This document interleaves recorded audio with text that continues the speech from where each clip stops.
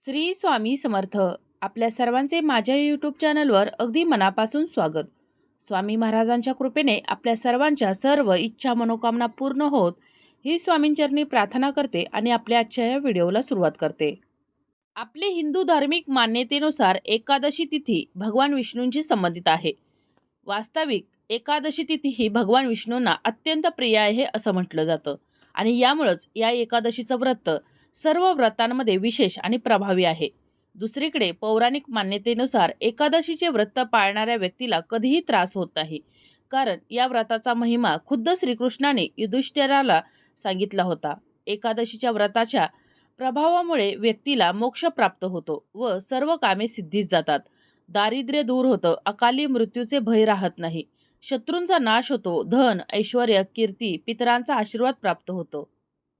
तर आपण आज या व्हिडिओमध्ये 9 डिसेंबर रोजी येणाऱ्या भागवत एकादशी विषयीची माहिती जाणून घेणार आहोत.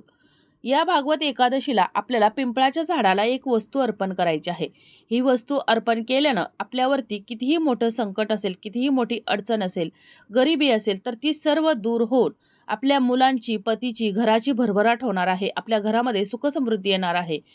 तर आता ही कोणती वस्तू आहे जी आपल्याला या पिंपळाच्या झाडाला अर्पण करायची आहे? ही वस्तू अर्पण केल्यानं आपल्या सर्व अडचणी, सर्व संकट, सर्व दुःख दूर होणार आहेत. आता ही संपूर्ण महत्त्वपूर्ण माहिती जाणून घेण्याकरिता व्हिडिओ शेवटपर्यंत पहा. तसेच चॅनलवर जे नवीन आहेत त्यांनी चॅनलला सबस्क्राईब करा, जेणेकरून असेच येणारे आपले नवनवीन माहितीमय आणि भक्तिमय व्हिडिओ तुमच्यापर्यंत पोहोचत राहतील. व्हिडिओ पाहत असताना व्हिडिओला लाईक करायला विसरू नका. भागवत हा शब्द आपल्या हिंदू धर्मग्रंथ भगवद्गीतामधून आला आहे. भगवान विष्णूंच्या भक्तांसाठी या दिवसाला विशेष महत्त्व आहे. असं म्हटलं जातं की भागवत एकादशीचं व्रत आणि धार्मिक विधी केल्यानं आपल्याला आध्यात्मिक ज्ञान, जन्म आणि मृत्यू यांच्या चक्रातून मुक्ती मिळते. याचबरोबर भागवत एकादशीला उपवास केला जातो. दिवसभर प्रार्थना, ध्यान आणि भगवद्गीता वाचण्यात किंवा ऐकण्यात घालवला जातो. तसेच या दिवशी आपल्या सर्व इच्छा मनोकामना पूर्ण होण्यासाठी, तसेच आपल्यावरची सर्व संकट अडचणी दूर होण्यासाठी या दिवशी अनेक उपाय, अनेक सेवा केल्या जातात. तर असाच अत्यंत प्रभावशाली असा उपाय आपल्याला या भागवत एकादशीच्या दिवशी करायचा आहे. तर या दिवशी आपल्याला पिंपळाच्या झाडाला एक वस्तू अर्पण करायची आहे.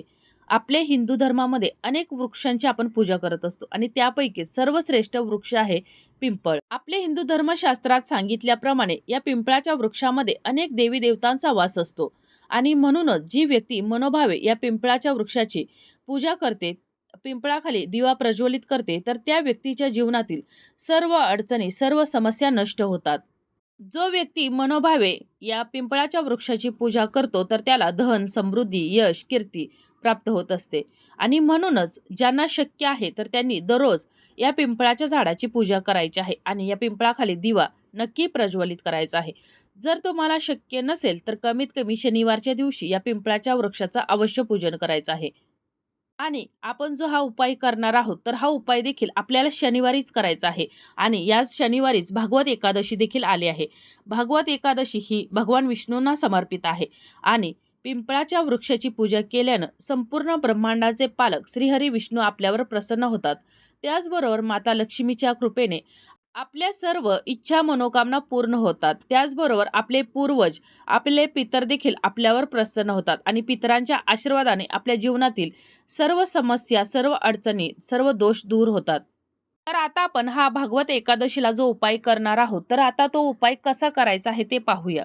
तर हा उपाय आपण या भागवत एकादशीच्या दिवशी संपूर्ण दिवसात कधीही करू शकता. तर हा उपाय करण्यासाठी आपल्याला आपल्या जवळपास असणाऱ्या पिंपळाच्या झाडाखाली जायचं आहे. आपण जात असताना आपल्याला पूजेसाठी साहित्य देखील घेऊन जायचं आहे. तर यामध्ये आपल्याला हळद, कुंकू, अक्षदा, पिवळ्या रंगाची फुले, जर शक्य असतील तर आपल्याला पिवळ्या रंगाची फळे देखील घ्यायची आहे.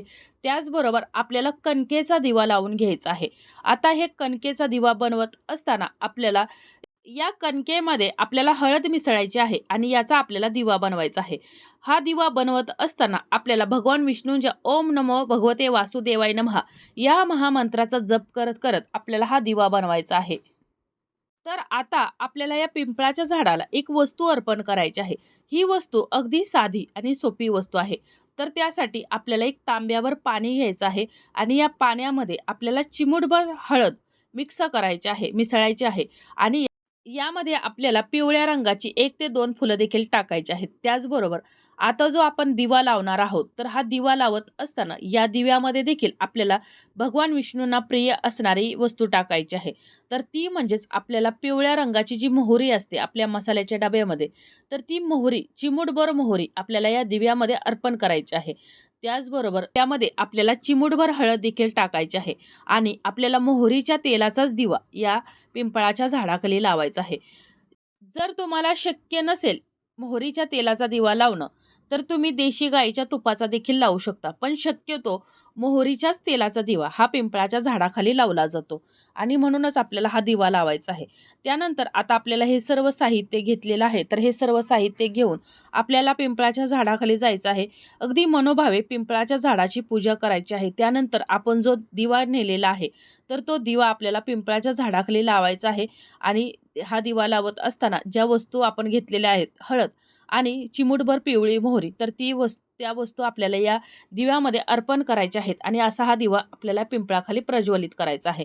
आणि दिवा प्रज्वलित केल्यानंतर आपण जे हळदीचं पाणी नेलेलं आहे, तर ते हळदीचं पाणी आपल्याला या पिंपळाच्या झाडाच्या मुळाशी अर्पण करायचं आहे. हे अर्पण करत असताना आपल्या मनातील जी काही समस्या असेल, अडचण असेल, मनोकामना असेल, इच्छा असेल, जे काही आपल्या मनामध्ये असेल, तर ते सर्व या पिंपळाच्या झाडाला आपण झाडाच्या मुळाशी पाणी घालत असताना आपल्याला सर्व काही बोलून दाखवायचं आहे. भगवान विष्णूंना पिवळा रंग अतिशय प्रिय आहे. भगवान विष्णूंना पितांबरधारी असं देखील म्हटलं जातं आणि म्हणूनच आपण या भगवान विष्णूंना प्रिय असणाऱ्या वस्तू आपण जर भगवान विष्णूंना अर्पण केल्या, या पिंपळाच्या वृक्षाला अर्पण केल्या, तर भगवान विष्णू आपल्यावर लवकर प्रसन्न होतात. त्यांच्याबरोबरच माता लक्ष्मीचा देखील कृपा आशीर्वाद आपल्याला प्राप्त होतो आणि म्हणूनच आपल्याला हा उपाय अत्यंत प्रभावशाली असा हा उपाय करायचा आहे. अगदी साधा आणि सोपा उपाय आहे. तर असा हा उपाय आपल्याला करायचा आहे. तर हे जे आपण पाणी घालत असताना सर्व इच्छा मनोकामना पूर्ण बोलायच्या आहेत. त्याच्यानंतर आपल्याला पिंपळाच्या झाडाला 11 प्रदक्षिणा घालायच्या आहेत आणि या प्रदक्षिणा घालत असताना आपल्याला भगवान विष्णूंच्या महामंत्राचा जप करत करत आपल्याला या प्रदक्षिणा घालायच्या आहेत. ओम नमो भगवते वासुदेवाय नमः या महामंत्राचा जप आपल्याला करायचा आहे आणि असा जप करत करत आपल्याला 11 प्रदक्षिणा घालायच्या आहेत. या प्रदक्षिणा घालून झाल्यानंतर पुन्हा एकदा आपल्याला भगवान विष्णूंना, माता लक्ष्मींना आपल्या सर्व इच्छा मनोकामना पूर्ण करण्यासाठी, आपल्या घरावरची सर्व संकट दूर होण्यासाठी, आपल्या मुलांच्या, पतीच्या, घराच्या सुखसमृद्धीसाठी, भरभराटीसाठी, आपल्या मुलांच्या प्रगतीमध्ये येणारे सर्व अडथळे दूर होण्यासाठी, पतीच्या व्यवसायामध्ये, नोकरीमध्ये येणारे अडथळे दूर होण्यासाठी, घरामध्ये सुखसमृद्धी येण्यासाठी जी काही आपली अडचण असेल, समस्या असेल, तर ती सर्व काही आपल्याला या पिंपळाच्या झाडाखाली बोलून दाखवायची आहे. भगवान विष्णूंना तसेच भगवान विष्णूंसोबत इतर जे देवी देवता आहेत, तर त्या सर्व देवी देवतांना आपल्याला प्रार्थना करायची आहे आणि अशा प्रकारे आपण ही अगदी साधी आणि सोपी जर ही सेवा या पिंपळाच्या झाडाची केली, भगवान विष्णूंची जर केली, तर अवश्य आपल्या सर्व अडचणी दूर होणार आहेत आणि आपल्या सर्व इच्छा मनोकामना पूर्ण होणार आहेत. आणि यासाठीच हा अत्यंत प्रभावशाली असा उपाय आपल्याला या भागवत एकादशीला करायचा आहे. आणि योगायोग असा आला आहे की भागवत एकादशी ही भगवान श्रीहरी विष्णूंना समर्पित आहे आणि म्हणूनच या दिवशी तुम्ही जर हा अत्यंत प्रभावशाली असा हा उपाय केला, तर भगवान विष्णूंची, माता लक्ष्मीची आपल्यावर कृपा राहणार आहे आणि तिच्या कृपेने आपल्या सर्व इच्छा मनोकामना पूर्ण होणार आहेत. तसेच आपण जो हा दिवा बनवलेला आहे, तर याच दिव्याबरोबर आपल्याला अजून 2 दिवे कणकेचे बनवायचे आहेत आणि आपल्या मुख्य दरवाजावरती आपल्याला हे दिवे लावायचे आहेत. या दिव्यामध्ये देखील आपल्याला चिमूटभर हळद आणि मोहरी टाकायचे आहे. हा दिवा आपल्याला लक्ष्मी मातेला आमंत्रित करण्यासाठी लावायचा आहे. ज्या ठिकाणी भगवान विष्णू, तर त्या ठिकाणी माता लक्ष्मी ही असतेच आणि म्हणूनच भगवान विष्णूंची आपण मनोभावे या दिवशी सेवा करणार आहोत, पूजा करणार आहोत. त्याचबरोबर लक्ष्मी मातेला देखील आपल्याला आमंत्रित करायचं आहे आपल्या घरी आणि त्यासाठीच हे दिवे आपल्याला लावायचे आहेत. तर अशा प्रकारे तुम्ही हा अगदी साधा आणि सोपा उपाय केला, तर भगवान विष्णूंच्या आणि माता लक्ष्मीच्या कृपेने आपल्या सर्व इच्छा मनोकामना पूर्ण होतील. आपल्यावरची सर्व अडचणी, सर्व संकट, सर्व दुःख, गरिबी दूर होणार आहे. तर अशा प्रकारे आपली आजची ही माहिती, आजचा हा व्हिडिओ तुम्हाला कसा वाटला कमेंट करून जरूर कळवा. माहिती आवडली असेल तर व्हिडिओला लाईक करा, चॅनलला सबस्क्राईब करा आणि हा व्हिडिओ जास्तीत जास्त शेअर करा. धन्यवाद.